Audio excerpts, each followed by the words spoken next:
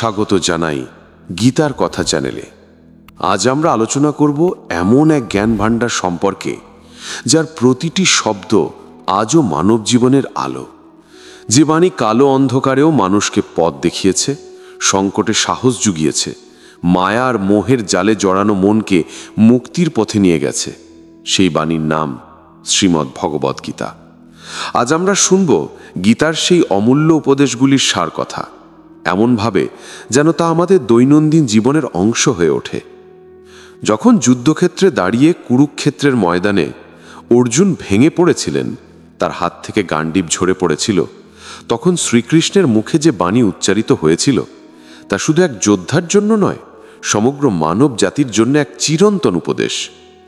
জীবনের যুদ্ধক্ষেত্রে আমরা প্রত্যেকেই কখনো না কখনো অর্জুনের মতো বিভ্রান্ত হই, হতাশ হই, দ্বিধাগ্রস্ত হয়ে পড়ি। ঠিক তখনই গীতার এই বাণীগুলি আমাদের বলে, উঠো, দাঁড়াও, কাজ করো, কারণ কর্মই তোমার ধর্ম। গীতা কখনো কোনো ধর্ম বিশ্বাস বা রীতিনীতির বই নয়, এটি এক অনন্ত জ্ঞান গ্রন্থ। জীবনের প্রতিটি প্রশ্নের উত্তর যার ভিতরে লুকিয়ে আছে। কোথায় স্থিতধীর হওয়া যায়, কেমনভাবে মনকে নিয়ন্ত্রণ করা যায়, কিভাবে নিঃস্বার্থভাবে কাজ করা যায়, সব উত্তর সেখানে। আর সেই উত্তরগুলোই আজ আমরা গদ্য আকারে সহজ ভাষায় উপলব্ধি করার চেষ্টা করব। শ্রীকৃষ্ণের প্রথম উপদেশ ছিল, মনকে শান্ত করো, কারণ মনই বন্ধুও, মনই শত্রুও। যখন মনকে নিয়ন্ত্রণ করা যায় তখন সেটি সর্বশ্রেষ্ঠ সহায়ক হয়ে ওঠে, আর যখন মন নিয়ন্ত্রণের বাইরে চলে যায় তখন সেটিই মানুষকে অন্ধকারে ঠেলে দেয়। গীতা আমাদের শেখায়, মনকে জয় করার প্রথম ধাপ হল নিজের প্রতি সৎ থাকা। যিনি নিজের অন্তরের সামনে সত্যকে স্বীকার করতে পারেন, তিনি ধীরে ধীরে আত্মনিয়ন্ত্রণ অর্জন করতে পারেন। আজকের পৃথিবীতে যেখানে অস্থিরতা, হিংসা, প্রতিযোগিতা আর অযথা ভোগের মোহ মানুষকে ক্লান্ত করে তুলছে, সেখানে গীতা আমাদের শেখায়, শান্তি বাইরের কোনো জিনিস নয়, শান্তি আসে অন্তর থেকে। যখন মানুষ নিজেকে বুঝে ফেলে, নিজের দায়িত্ব ও কর্তব্যকে মেনে নিয়ে নিঃস্বার্থভাবে কাজ করে যায়। শ্রীকৃষ্ণ অর্জুনকে বলেছিলেন, ফলের চিন্তা করো না, শুধু কর্তব্য করো। এই উপদেশটি আমাদের জীবনের মূল ভিত্তি হতে পারে যদি আমরা তা হৃদয়ে ধারণ করি। যখন মানুষ কাজের ফল নিয়ে অতিরিক্ত ভাবতে থাকে তখন মন দুশ্চিন্তায় ভরে যায়। সেভাবে যদি ব্যর্থ হই, যদি ফল না পাই, আর এই ভাবনাগুলোই মানুষকে দুর্বল করে তোলে। গীতা বলে, কাজ করো তোমার সাধ্য মতো, কিন্তু ফলকে ঈশ্বরের হাতে ছেড়ে দাও, কারণ ফল তোমার নিয়ন্ত্রণে নয়, কিন্তু তোমার কর্তব্য তোমারই হাতে। এই শিক্ষাটা শুধু আধ্যাত্মিক নয়, বাস্তব জীবনেও প্রযোজ্য। ধরো একজন ছাত্র পরিশ্রম করে পড়ছে, কিন্তু তার মন পড়ে আছে ফলাফলের চিন্তায়। প্রথম হতে পারবো তো, অন্যরা বেশি ভালো করলে তখন মন বিভ্রান্ত হয়। অথচ যদি সে কেবল পড়াটাকে উপভোগ করে, নিজের সর্বোচ্চ দিয়ে চেষ্টা করে, তাহলে ফল যেমনই আসুক না কেন তার ভিতর শান্তি থাকবে। শ্রীকৃষ্ণের বাণী তাই আমাদের শেখায়, নিষ্কাম কর্মই জীবনের শ্রেষ্ঠ পথ। কাজ করবে, কিন্তু কাজের সাথে নিজের অহং জুড়বে না। নিজের সাফল্যের মধ্যে যেন আমি না আসে, কারণ আমি আসলেই মায়ার সূচনা হয়। মানুষ ভাবে সেই কর্তা, কিন্তু গীতা বলে, কর্তা কেবল এক, পরমেশ্বর। আমরা কেবল তার যন্ত্র মাত্র, তার ইচ্ছার প্রকাশ মাত্র। এই উপলব্ধি যখন হৃদয়ে আসে তখন মানুষ মুক্ত হয় অহংকার থেকে, মুক্ত হয় ভয়ের থেকেও। গীতা আমাদের শেখায়, সুখ, দুঃখ, লাভ, ক্ষতি, জয়, পরাজয় সব কিছুকে সমভাবে গ্রহণ করতে। জীবনের প্রতিটি অভিজ্ঞতা আসলে আমাদের পরীক্ষা করে। যেমন আগুন সোনা পরীক্ষা করে, তেমনি দুঃখ আমাদের অন্তরকে শুদ্ধ করে। শ্রীকৃষ্ণ বলেছিলেন যে মানুষ সুখে উল্লাসিত হয় না, দুঃখে ভেঙে পড়ে না, তাকে স্থিতধীর বলা যায়। স্থিতধীর মানে সেই যার মন স্থির, যার মন বাহ্যিক ঘটনার প্রভাবে বিচলিত হয় না, সেই প্রকৃত জ্ঞানী। এই উপদেশটি আজকের দিনে বিশেষভাবে প্রাসঙ্গিক। সোশ্যাল মিডিয়ার যুগে আমরা প্রতিদিন তুলনা, ঈর্ষা, লোভে জর্জরিত হচ্ছি। কেউ নতুন গাড়ি কিনেছে, কেউ বিদেশে গেছে, এইসব দেখে আমাদের মন অস্থির হয়ে যায়।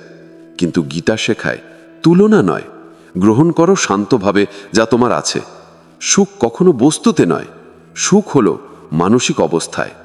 তুমি যদি নিজের মধ্যে তৃপ্ত থাকো, তবে দুনিয়া তোমাকে কিছুতেই বিচলিত করতে পারবে না। গীতার আরেকটি গভীর শিক্ষা হলো আত্মা অমর। শ্রীকৃষ্ণ অর্জুনকে বলেছিলেন, অর্জুন, তুমি যে দেহ দেখছ তা নশ্বর, কিন্তু আত্মা কখনো নষ্ট হয় না। দেহ মারা যায়, কিন্তু আত্মা জন্ম মৃত্যুর ঊর্ধ্বে। এই উপলব্ধি মানুষের ভয় দূর করে দেয়।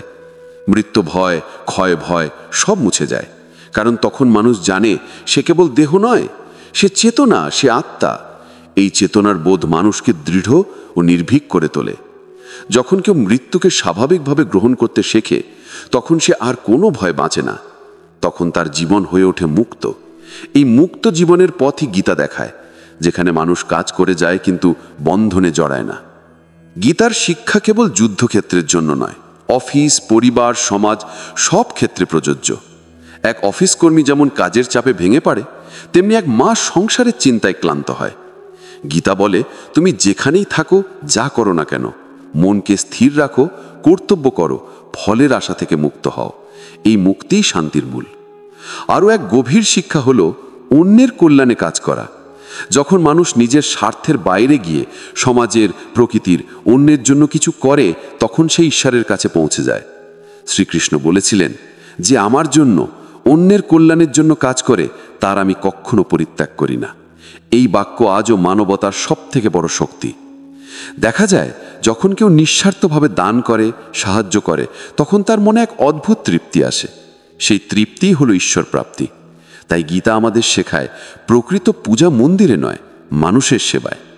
সবশেষে গীতার প্রথম দিকের উপদেশগুলি আমাদের এই সত্য শেখায়, আত্মজ্ঞানী মুক্তির পথ। নিজেকে জানা মানে নিজের সীমা জানা, নিজের শক্তি বোঝা, নিজের অন্ধকারকে চিনে আলো খোঁজা। যে নিজেকে জানতে পারে, সে ঈশ্বরকেও জানতে পারে, কারণ ঈশ্বর আমাদের মধ্যেই বিরাজমান।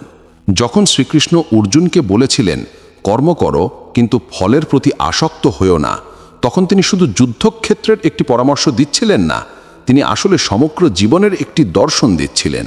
এই দর্শন এমন, যা একবার বুঝে গেলে মানুষ জীবনের প্রতিটি ক্ষেত্রে নির্ভয় হয়ে যায়। কারণ ফলের চিন্তা মানুষকে বেঁধে রাখে, কিন্তু কর্মের প্রতি ভালোবাসা মানুষকে মুক্ত করে। এই কথার গভীর অর্থ বুঝতে হলে একটা বাস্তব উদাহরণ নেওয়া যায়।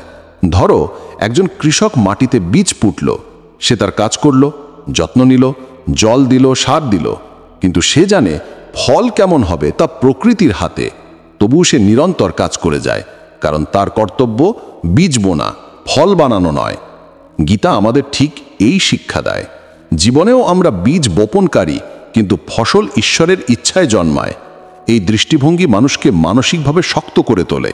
যখন কেউ বোঝে ফল তার হাতে নয়, তখন ব্যর্থতাও তাকে ভয় দেখাতে পারে না। গীতা বলে, যে মানুষ সাফল্য ও ব্যর্থতাকে একইভাবে গ্রহণ করতে পারে, সেই প্রকৃত যোগী।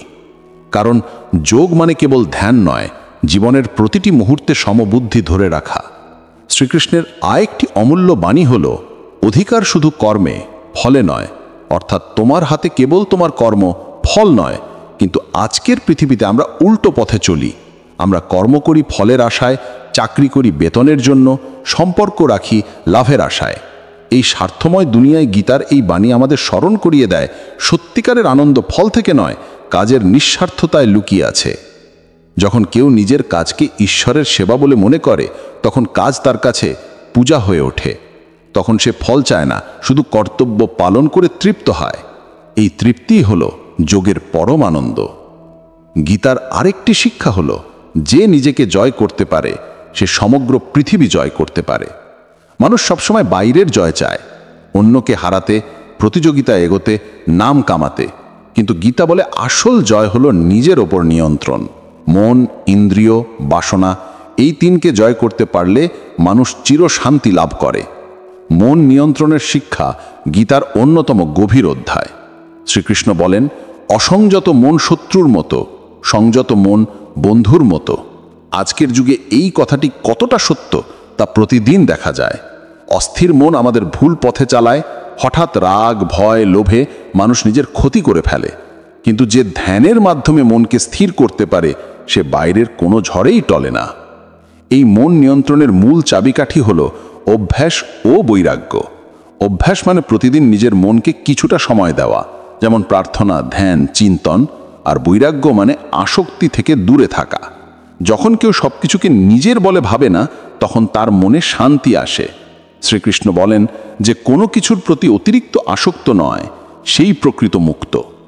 এই মুক্তি মানে সংসার ছেড়ে দেওয়া নয়, বরং সংসারের মাঝেই থাকা, কিন্তু অন্তরে বন্ধনহীন থাকা।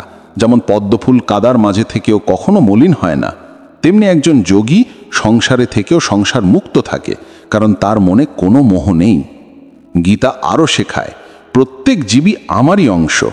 এই উপলব্ধি মানুষকে অহংকার থেকে দূরে রাখে। যখন কেউ বোঝে যে গরিব ভিক্ষুক, যে ধনী রাজা, যে পশু পাখি সকলে একই পরমাত্মার রূপ, তখন ঘৃণা, বিদ্বেষ, হিংসা মুছে যায়। তখন মানুষ সবার প্রতি সমান দৃষ্টিতে দেখতে শেখে। আজকের দুনিয়ায় যেখানে জাত, ধর্ম, বর্ণ, অর্থ এইসব নিয়ে বিভাজন চলছে, সেখানে গীতার এই শিক্ষা আমাদের মানবতার কথা স্মরণ করিয়ে দেয়। ঈশ্বর কোনো মন্দিরের চার দেওয়ালের মধ্যে নেই, তিনি আছেন প্রতিটি হৃদয়ে। যে হৃদয় ভালোবাসে, ক্ষমা করে, সেবা করে, সেই হৃদয়ই মন্দির। ক্ষমার শিক্ষা গীতার অন্যতম মহৎ বাণী। শ্রীকৃষ্ণ বলেন যে অন্যের দোষ ক্ষমা করতে পারে সে ঈশ্বরের কাছাকাছি, কারণ ক্রোধ মানুষকে নিচে নামায় আর ক্ষমা মানুষকে ঊর্ধ্বে তোলে। ক্রোধের মুহূর্তে মানুষ নিজের জ্ঞান হারিয়ে ফেলে, ভুল নিষিদ্ধান্ত নেয়, সম্পর্ক ভেঙে ফেলে। তাই গীতা বলে, রাগ এলে থেমে যাও, চিন্তা করো, নিজের ভিতরের শান্ত স্বর শোনো, কারণ সেই স্বরই ঈশ্বরের কণ্ঠ। অন্যদিকে গীতার শিক্ষায় কাজের মধ্যে ঈশ্বরকে দেখা এক অনন্য ভাবনা। শ্রীকৃষ্ণ অর্জুনকে বলেছিলেন, তুমি যা কিছু করো, যা খাও, যা দান করো, সব আমাকে সমর্পণ করো। এর মানে হলো, জীবনের প্রতিটি কাজ যদি ঈশ্বরের উদ্দেশ্যে করা যায়, তাহলে সেই কাজই পবিত্র হয়ে ওঠে। যেমন একজন সেবিকা রোগীর সেবা করছে, কিন্তু যদি সে ভাবে এটি ঈশ্বর সেবার অংশ, তাহলে তার মন কখনো ক্লান্ত হবে না। এই দৃষ্টিভঙ্গি মানুষকে অলসতা ও ক্লান্তি থেকে মুক্ত রাখে। গীতা বলে, অলসতা এক ধরনের অন্ধকার। যে কাজকে শত্রু মনে করে সে কখনো উন্নতি পায় না, কিন্তু যে কাজের মধ্যেই আনন্দ খোঁজে সেই প্রকৃত যোগী। আরও একটি গভীর শিক্ষা, জ্ঞান, ভক্তি ও কর্ম এই তিনটিই মুক্তির পথ। জ্ঞান আমাদের সত্য চিনতে শেখায়, ভক্তি আমাদের অন্তরকে ঈশ্বরের প্রতি সমর্পণ করে, আর কর্ম সেই জ্ঞানের বাস্তব রূপ। এই তিনটি একসাথে না থাকলে জীবন অসম্পূর্ণ। গীতা বলে, ভক্তি ছাড়া জ্ঞান শুষ্ক, কর্ম ছাড়া ভক্তি অপূর্ণ, আর জ্ঞান ছাড়া কর্ম অন্ধ। তাই মানুষকে এই তিনের সমন্বয় ঘটাতে হবে। যেমন একটি বৃক্ষের শিকড়, কাণ্ড ও ফল আলাদা নয়, তেমনি জ্ঞান, কর্ম ও ভক্তিও একসাথে যুক্ত। যখন কেউ ভক্তির সঙ্গে কাজ করে, তখন সে কোনো ভয় পায় না। সে জানে তার প্রতিটি কাজ ঈশ্বর দেখছেন। তাই সে অন্যায় করতে পারে না, মিথ্যা বলতে পারে না, কাউকে আঘাত করতে পারে না। এইভাবেই গীতা আমাদের ভিতরের নৈতিক শক্তি জাগিয়ে তোলে। আরও এক অমূল্য শিক্ষা হলো, নিজের ধর্ম পালন করো, অন্যের ধর্মে হস্তক্ষেপ করো না। এখানে ধর্ম মানে ধর্মগ্রন্থ নয়, নিজের কর্তব্য। শ্রীকৃষ্ণ বলেন, অন্যের কর্তব্য ভালোভাবে পালন করার চেয়ে নিজের কর্তব্য অপূর্ণভাবে পালন করাই শ্রেয়। এটি জীবনের এক গভীর বাস্তব শিক্ষা। প্রত্যেকের নিজের পথ আছে। কেউ শিক্ষক, কেউ কৃষক, কেউ সৈনিক, কেউ গৃহস্থ। যদি প্রত্যেকে নিজের কাজ নিষ্ঠার সঙ্গে করে, তাহলে সমাজ স্বয়ং সম্পূর্ণ হয়। কিন্তু আমরা প্রায়শই অন্যের জীবন অনুকরণ করতে গিয়ে নিজের পথ হারিয়ে ফেলি। গীতা আমাদের স্মরণ করিয়ে দেয়, নিজের পথেই ঈশ্বরের উপস্থিতি। শেষে শ্রীকৃষ্ণের একটি অমূল্য বাণী, যে সর্বভূতে আমাকে দেখে, আমি তার মধ্যে বাস করি। এই উপলব্ধি মানুষকে সত্যিকারের জ্ঞানী করে তোলে। তখন সে বুঝতে পারে, ঈশ্বর কোনো বাহ্যিক শক্তি নন, তিনি অন্তরের আলো। এই আলোই মানুষকে দুঃখে সাহস দেয়, ভয়ে আশ্বাস দেয়, অন্ধকারে পথ দেখায়। এমন এক উপলব্ধি মানুষকে সম্পূর্ণ পরিবর্তন করে দেয়। তখন তার মধ্যে অহং থাকে না, লোভ থাকে না, প্রতিযোগিতা থাকে না। সে কাজ করে যায় ঈশ্বরের প্রেরণায়, ভালোবাসায়। গীতার এই শিক্ষাই মানুষকে আত্মোন্নতির পথে নিয়ে যায়। যে মানুষ জীবনের সত্যকে উপলব্ধি করতে চায়, তার জন্য ভাগবত গীতা যেন এক অবিনশ্বর আয়না। সেখানে প্রতিফলিত হয় মানব মনের প্রতিটি দিক: ভয়, ক্রোধ, মায়া, দ্বন্দ্ব, ভালোবাসা, কর্তব্য আর আত্মবোধ। শ্রীকৃষ্ণের বাণী কেবল তত্ত্ব নয়, বাস্তব অভিজ্ঞতার রসায়ন। তাই গীতার প্রতিটি উপদেশ আজও আমাদের ভিতরে আলো জ্বালাতে পারে, যদি আমরা সেটিকে হৃদয় দিয়ে গ্রহণ করি। শ্রীকৃষ্ণ অর্জুনকে যেভাবে ধীরে ধীরে মানসিক ভাঙন থেকে তুলেছিলেন, সেটি মানব মনকে বোঝার এক অসাধারণ উদাহরণ। অর্জুনের মতোই আমরা সবাই কখনো না কখনো বিভ্রান্ত হই, যখন সঠিক ও ভুলের সীমারেখা ঝাপসা হয়ে যায়, যখন নিজের দায়িত্ব বোঝা ভারী মনে হয়, ঠিক তখনই গীতার বাণী আমাদের কানে বাজে, উঠো, সাহস নাও, কাজ করো, কারণ নিষ্ক্রিয়তা পাপের সমান। গীতার অন্যতম গুরুত্বপূর্ণ শিক্ষা হল অকর্মণ্যতা ও কর্মের মধ্যে সূক্ষ্ম পার্থক্য। অনেকেই ভাবে কিছু না করা মানেই শান্তি, কিন্তু গীতা বলে প্রকৃত শান্তি আসে সৎকর্মের মধ্যে, নিঃস্বার্থ কর্মে। মানুষ যদি কেবল নিজের স্বার্থে বসে থাকে, অন্যের উপকারে কিছু না করে, তবে সে প্রকৃত যোগী নয়। শ্রীকৃষ্ণ বলেন, জীবন যতক্ষণ আছে কর্তব্য ততক্ষণ আছে। এই কর্তব্যবোধই জীবনের ভিত্তি। মা তার সন্তানের যত্ন নেয় নিঃস্বার্থভাবে, এও এক কর্মযোগ। শিক্ষক তার ছাত্রদের জ্ঞান দেন, ডাক্তার অসুস্থকে সেবা করেন, প্রত্যেকটি ক্ষেত্রে ঈশ্বর বিরাজমান। গীতা আমাদের শেখায় প্রতিটি কাজই পূজা হতে পারে, যদি তা ভালোবাসা ও নিঃস্বার্থতার সঙ্গে করা যায়। আরও এক গভীর শিক্ষা, জীবনে পরিবর্তন অনিবার্য, কিন্তু পরিবর্তনে ভয় করা পাপ।